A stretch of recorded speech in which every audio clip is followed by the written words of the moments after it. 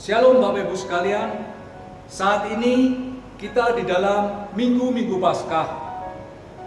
Pada hari ini hari Jumat, tanggal 10 April 2020, kita akan sama-sama merayakan kebaktian Jumat Agung. Untuk hal itu, kita perlu mengerti apa sih artinya Paskah. Kita saat ini berada di dalam Minggu Paskah, ya mulai dari Jumat Agung, Sabtu, Minggu Paskah, di mana saat hari Minggu besok Tuhan Yesus bangkit dari kematian. Sedangkan hari Jumat Agung ini kita merayakan yaitu Tuhan Yesus mati di kayu salib untuk menebus dosa Bapak Ibu dan saya. Kita percaya, sebagai orang percaya, kita wajib merayakan Jumat Agung di dalam Minggu Paskah ini. Dasar iman kekristenan kita, saudara-saudara, bukanlah karena mujizat, bukanlah karena kesembuhan, bukanlah karena berkat, tetapi dasar iman kekristenan kita karena kematian Yesus Kristus dan kebangkitannya. Dia mati buat kita, bukan karena kita baik, bukan karena kita pandai, bukan karena kita kaya, tapi dia mati karena kita tidak dapat melakukan apa yang kita dapat kerjakan untuk keselamatan kita. Yesus mati untuk menebus dosa saudara dan saya. Sebagai orang Kristen, kita banyak salah kaprah, saudara, di mana kita terlalu fokus kepada Natal. Kita menghias pohon Natal, kita mengadakan perayaan Natal secara besar-besaran, kita menghabiskan dana cukup besar di gereja-gereja kita untuk menyambut perayaan Natal. Mal-mal juga luar biasa di dalam menyambut Natal. Mereka semua konsentrasi penuh untuk Natal. Padahal yang inti utamanya adalah kematian Yesus, yaitu pada Paskah.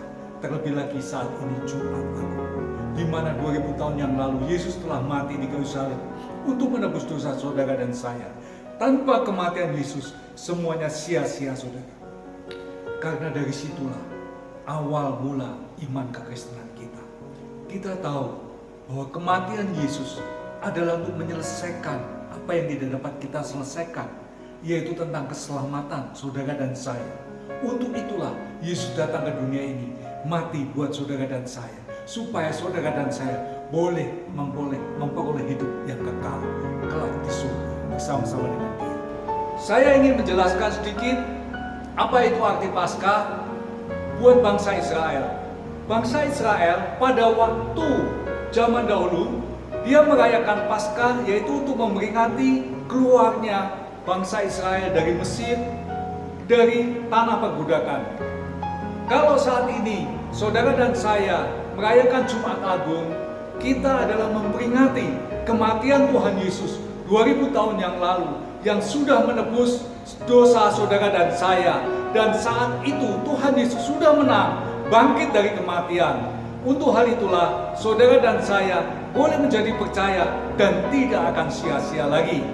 Jadi saudara, kalau saudara dan saya tidak merayakan Jumat Agung atau tidak merayakan Minggu Paskah, berarti saudara sebagai manusia yang tidak tahu berterima kasih karena Tuhan yang begitu baik, Dia yang sudah turun ke dunia untuk dapat menyelamatkan saudara dan saya dari kematian dan kebinasaan kekal, untuk dapat hidup kekal selama-lamanya bersama dengan Dia di surga.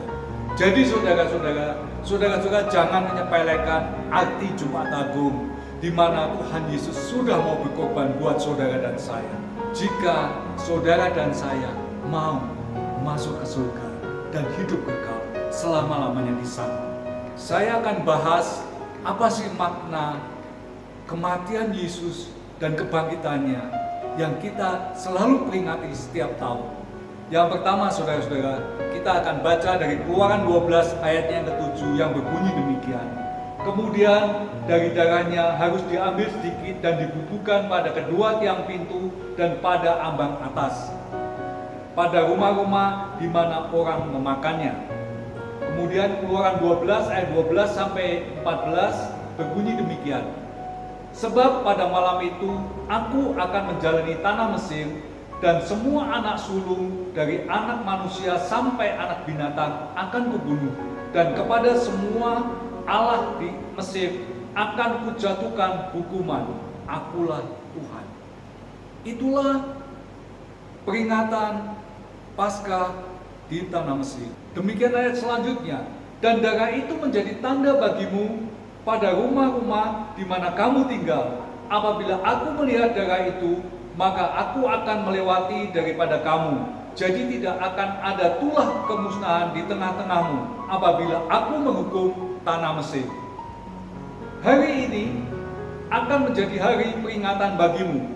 Kamu harus merayakannya sebagai hari raya bagi Tuhan. Turun-temurun, kamu harus merayakannya sebagai ketetapan untuk selama-lamanya. Ini adalah ketetapan yang Tuhan buat sendiri, sehingga saudara dan saya, kenapa kita harus merayakan Paskah setiap tahunnya? Makna yang pertama adalah saat saudara dan saya merayakan Paskah, kita akan diluputkan dari tulah Tuhan, dari penyakit, dari virus, dari malapetaka, asalkan saudara dan saya percaya dan tidak mencobai Tuhan Allah saudara. Dalam hal ini saudara, pada zaman dahulu, di mana bangsa Israel berada di tanah perbudakan di tanah Mesir, pada saat itu luar biasa tertekan dan menderitanya bangsa Israel.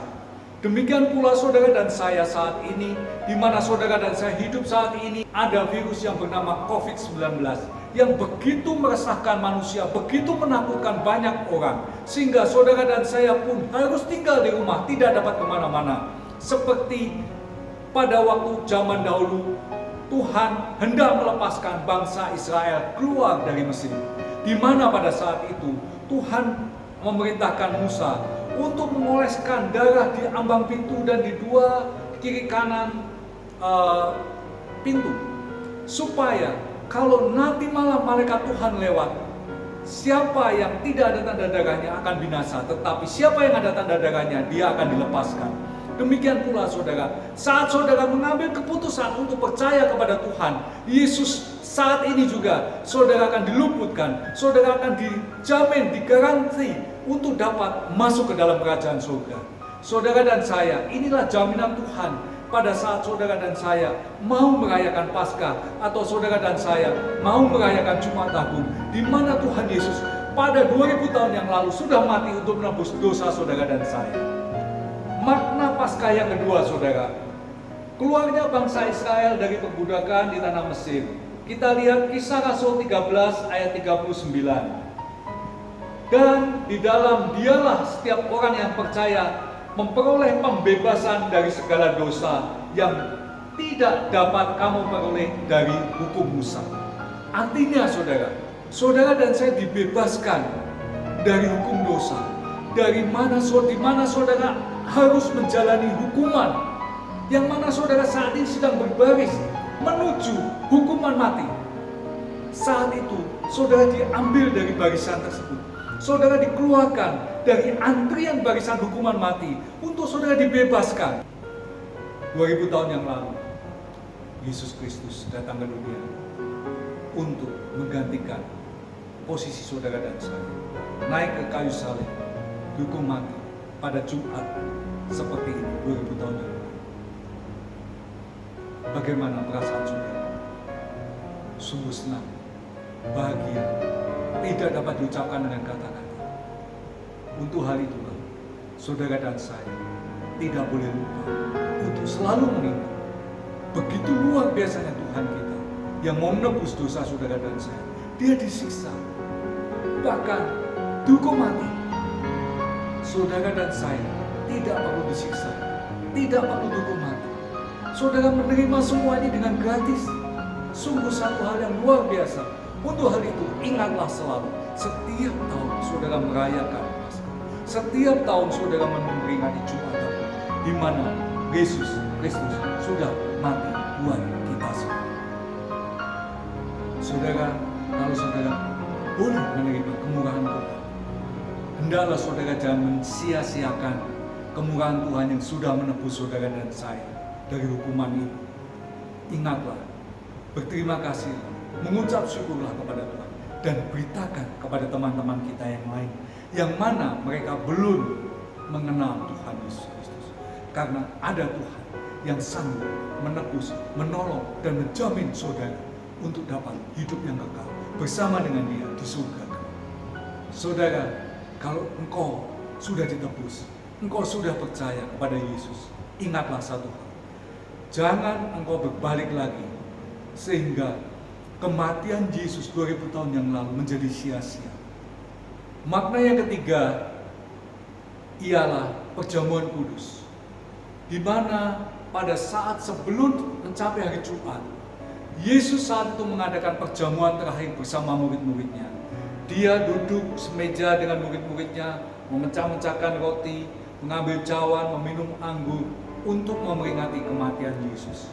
Sebentar lagi saudara, kita akan sama-sama duduk semeja dengan Tuhan untuk melakukan perjamuan kudus. Perjamuan terakhir sebelum Yesus mati di kayu salib. Artinya saudara, bahwa Yesus saat menyerahkan tubuh dan darahnya untuk menyatu bersama saudara dan saya. Untuk hal itulah saudara harus menerima tubuh dan darah Yesus. Saudara harus memakan roti dan anggur sehingga saudara bisa menyatu dengan tubuh dan darah Yesus. Galatia 2 ayat 20 berkata demikian, namun aku hidup, tetapi bukan lagi aku sendiri yang hidup, melainkan Kristus yang hidup di dalam aku. Dan hidupku yang kuhidupi sekarang di dalam daging adalah hidup oleh iman di dalam Anak Allah yang telah mengasihi aku dan menyerahkan dirinya untuk aku. Saat saudara dan saya memakan perjamuan kudus dan meminum anggur perjamuan kudus, sama seperti saudara memakan daging dan meminum darah Tuhan Yesus Kristus. Saudara, kita akan sama-sama baca ayat yang mengatakan demikian. Yohanes 6 ayat 56 berkata, barang siapa makan dagingku dan minum darahku, ia tinggal di dalam aku dan aku di dalam dia. Di Yohanes 14 ayat 20 dipertegas lagi bahwa selain Yesus juga Bapa melindungi saudara dan saya. Yohanes 14 ayat 20 berkata demikian, pada waktu itulah kamu akan tahu bahwa aku di dalam Bapa-Ku dan kamu di dalam aku dan aku di dalam kamu. Saudara, saat saudara melakukan perjamuan kudus, berarti saudara mendapatkan double portion perlindungan. Sebab kalau saudara membaca perlahan ayat ini, Yohanes 4 ayat 20, Yesus berada di dalam Bapa dan Yesus ada di dalam saudara dan saudara ada di dalam Yesus. Berarti saudara dilindungi oleh Yesus dan kemudian di-cover oleh Bapa. Bukankah itu perlindungan yang double portion saudara? Siapa yang dapat melawan saudara dan saya? Kalau Tuhan bersama Tuhan Yesus melindungi saudara. Saudara, iblis pun tidak akan sanggup melawan saudara dan saya. Tetapi ingat, jangan sampai engkau terkecoh menjadi sombong. Karena kesombongan itu adalah satu hal yang akan mengkoyakkan hubungan saudara bersama Yesus dan Bapa. Saat saudara menjadi sombong, saudara berarti keluar dari perlindungan ini. Dan saudara berdiri sendiri, saudara stand alone. Dan saat itu, iblis akan dengan mudah mencaplok saudara. Ingatlah, jangan kau sombong, jangan kau tinggi hati, tapi rendahkanlah dirimu selalu di kaki Yesus. Sebab saat engkau merendahkan diri di bawah kaki Yesus, perlindungan Bapa bersama Tuhan Yesus sempurna terhadap engkau. Sehingga iblis pun tidak berhak, tidak bisa mentoel saudara, menyentuh saudara, menghajar saudara. Karena apa? Perlindungan Bapa bersama Tuhan Yesus lengkap di dalam diri saudara. Dan makna yang keempat adalah dimurnikan atau dipisahkan dari ragi. 1 Korintus 5 ayat 7 sampai 8 berkata demikian. Buanglah ragi yang lama itu, supaya kamu menjadi adonan yang baru. Sebab kamu memang tidak beragi, sebab anak domba Paskah kita juga telah disembelih, yaitu Yesus Kristus. Karena itu, marilah kita berpesta, bukan dengan ragi yang lama, bukan pula dengan ragi keburukan dan kejahatan, tetapi dengan roti yang tidak beragi, yaitu kemurnian dan kebenaran. Saudara, kalau kita mempelajari ayat ini, artinya saudara dan saya saat ini tinggal di dunia. Saudara dan saya mudah sekali terkontaminasi dengan ajaran-ajaran dunia, dengan teman-teman saudara, dengan siapapun saja yang saudara kenal. Kenapa?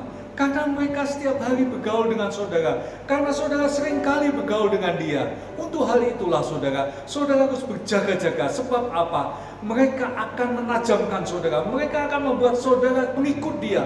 Dan saudara akan semakin jauh dari Tuhan. Untuk hal itu saudara harus ingat bahwa saudara dan saya harus benar-benar bertahan terus di dalam Tuhan. Supaya saudara jangan sampai ikut dengan ajaran-ajaran mereka. Tetaplah di dalam Tuhan Yesus Kristus. Karena apa? Karena saat saudara tetap di dalam Tuhan Yesus Kristus, iman saudara akan bertumbuh, iman saudara akan terbentuk, dan saudara akan menjadi kuat. Saat saudara menjadi kuat, siapa yang dapat melawan saudara dan saya? Ingat, hanya satu yang dapat menjatuhkan saudara dan saya, yaitu kesombongan. Saudara tidak boleh menjadi sombong. Sebab begitu saudara menjadi sombong, berarti saudara membuka diri, membuka celah untuk iblis dapat masuk ke kehidupan saudara dan saya. Saudara, saat belakangan ini banyak sekali tekanan-tekanan yang menekan hidup saudara. Banyak sekali ajakan-ajakan, iming-iming dunia ini yang menyeret saudara untuk keluar dari kepercayaan kita kepada Yesus Kristus, untuk mengikut dunia. Kenapa? Mungkin saudara sakit, mungkin saudara menghadapi masalah dalam pekerjaan, mungkin saudara menghadapi masalah di dalam keluarga, mungkin saudara menghadapi masalah bersama teman. Untuk hal itulah, ingat saudara, Tuhan kita adalah Tuhan yang dahsyat, Tuhan yang besar, yang sanggup mengalahkan segala masalah itu.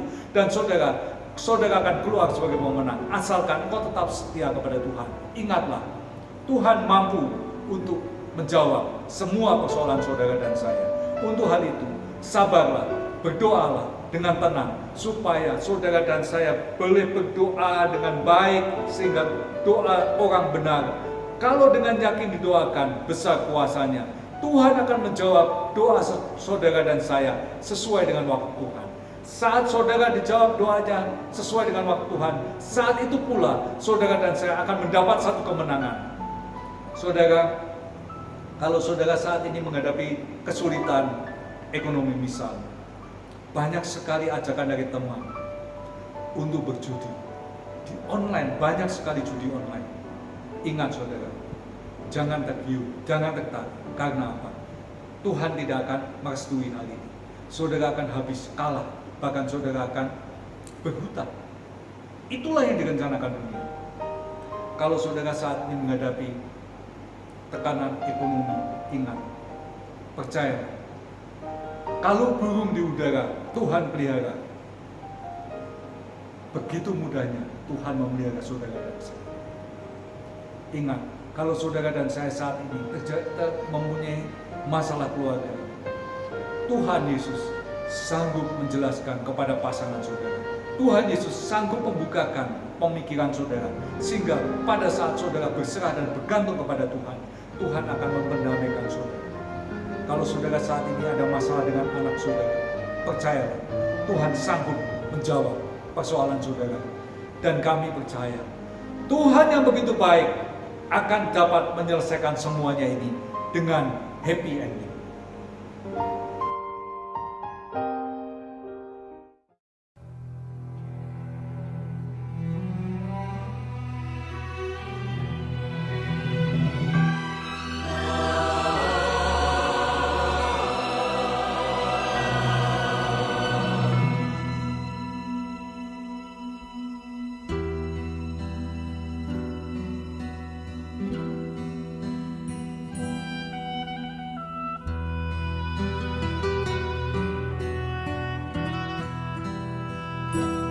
Down the Via Dolorosa in Jerusalem that day, the soldiers tried to clear the narrow street, but the crowd pressed in to see the man condemned to die on Calvary.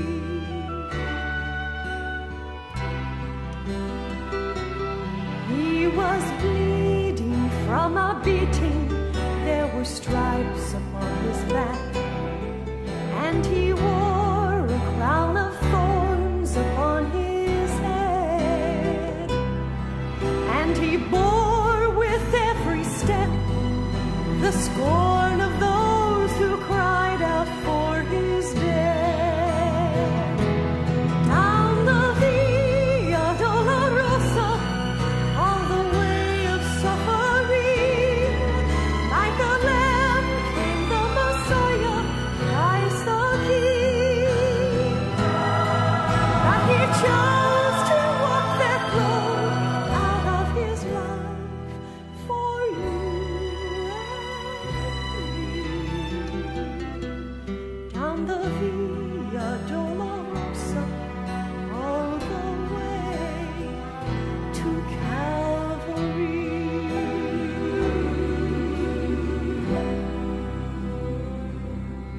Por la Via Dolorosa, triste día en Jerusalén, los soldados le abrían paso a Jesús, mas la gente se secaba para ver al que llevaba aquella cruz. Por la Via Dolorosa, es la vía del dolor, como veía Niño Cristo, el Señor. Y fue él quien quiso ir por su amor, por ti y por mí. Por la Via Dolorosa al Calvario ya morí. The blood that would cleanse the souls of all men made its way to the heart of Jerusalem.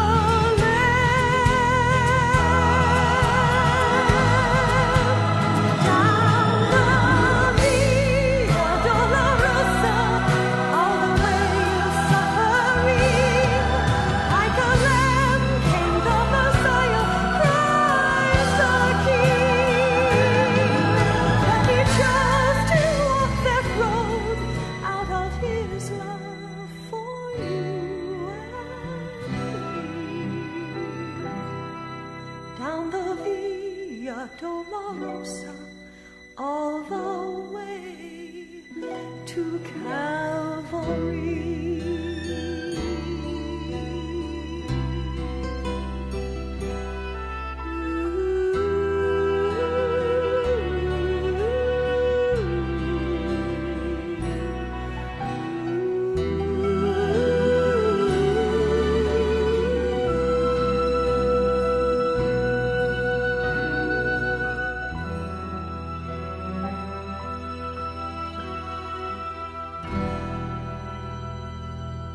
Mari saudara, kita sama-sama melakukan perjamuan kudus. Untuk hal itu, persiapkanlah roti dan anggur, sehingga kita bisa mulai bersama-sama secara online melakukan perjamuan kudus. Mari kita berdoa. Bapa di surga, Kau sungguh baik, sangat baik. Pada kesempatan yang indah pada hari ini Tuhan, kami mau melakukan perjamuan kudus bersama-sama secara online. Biarlah kasih, kuasa, anugerah, dan damai sejahtera-Mu melingkupi kami semua dari saat ini sampai selama-lamanya. Engkau yang begitu baik, Engkau yang mengerti apa yang menjadi kerinduan hati kami. Engkau saja yang akan mengampuni segala dosa-dosa kami, sehingga Kau layakkan kami untuk dapat duduk semeja bersama-sama dengan Engkau. Ampuni segala kesalahan kami, ampuni segala kepahitan, kata-kata kami yang menyakiti hati sesama kami, dan juga dendam, iri hati yang ada yang kami simpan di dalam hati kami. Biarlah kami semuanya mau mengakui di hadapan-Mu ya Bapa, sebelum kami melakukan perjamuan kudus ini, sehingga kasih, kuasa, anugerah, dan damai sejahtera-Mu boleh turun kepada kami dari saat ini sampai selama-lamanya. Terima kasih Tuhan, terima kasih Bapa. Mari saudara, berdoalah, minta ampun kepada Tuhan. Kalau masih di antara kita yang sakit hati, dendam, iri hati kepada sesama kita, kepada papa kita, mama kita, saudara kita, kakak, suami, istri, dan siapapun saja yang kami merasa dendam, iri hati, biarlah Tuhan yang Maha Pengampun akan menyucikan hati kita dan melayakkan kita untuk duduk semeja bersama-sama dengan Dia. Terima kasih Bapa, terima kasih Tuhan Yesus. Oleh kemurahan-Mu saja, Engkau yang melayakkan kami untuk dapat melakukan perjamuan kudus ini hanya di dalam nama Tuhan Yesus Kristus. Haleluya. Sama-sama katakan, amin. Peganglah roti di tangan kanan saudara, dengarkanlah kebenaran firman Tuhan. Sebab apa yang telah kuteruskan kepadamu, telah aku terima dari Tuhan, yaitu bahwa Tuhan Yesus pada malam waktu Ia diserahkan mengambil roti. Angkatlah roti tinggi-tinggi melebihi kepala kita, saudara. Dan sesudah itu Ia mengucap syukur atasnya. Ia memecah-mecahkannya dan berkata, inilah tubuhku yang diserahkan bagi kamu. Perbuatlah ini menjadi peringatan akan aku. Bukankah roti yang kita pecah-pecahkan ini adalah persekutuan dengan tubuh Tuhan Yesus Kristus? Makanlah di dalam nama Tuhan Yesus Kristus.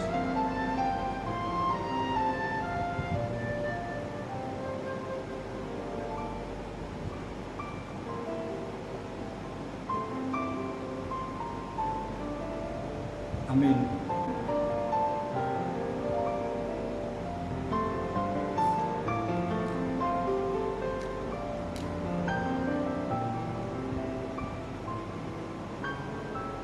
Angkatlah cawan tinggi melebihi kepala kita, saudara, dan ucapkanlah kebenaran firman Tuhan. Demikian juga Ia mengambil cawan sesudah makan, lalu berkata, cawan ini adalah perjanjian baru yang dimeteraikan oleh darahku. Perbuatlah ini setiap kali kamu meminumnya menjadi peringatan akan aku. Bukankah cawan yang kita angkat tinggi-tinggi ini adalah persekutuan dengan darah Tuhan Yesus Kristus? Di dalam nama Tuhan Yesus Kristus.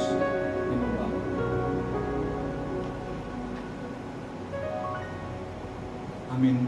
Ucapkanlah syukur kepada Tuhan, saudara. Haleluya.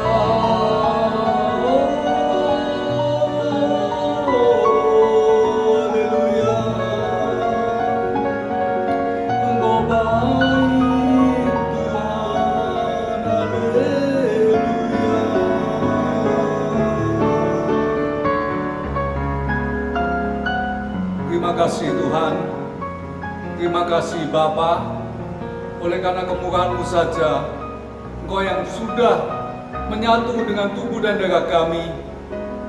Mulai saat ini Bapa, kami tidak sendiri lagi. Kami boleh menyatu dengan tubuh dan darah-Mu, sehingga kami mendapat perlindungan secara total daripada-Mu, mendapat tuntunan secara total daripada-Mu.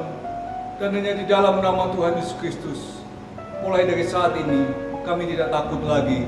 Kami akan berjalan sesuai dengan kehendak dan rencana-Mu, di dalam tuntunan-Mu. Haleluya. Sama-sama katakan, amin. Demikianlah saudara-saudara, akhir dari kebaktian kita di pagi hari ini. Biarlah Tuhan selalu menyertai kita dari sekarang ini sampai selama-lamanya. Dalam nama Tuhan Yesus Kristus. Haleluya. Amin.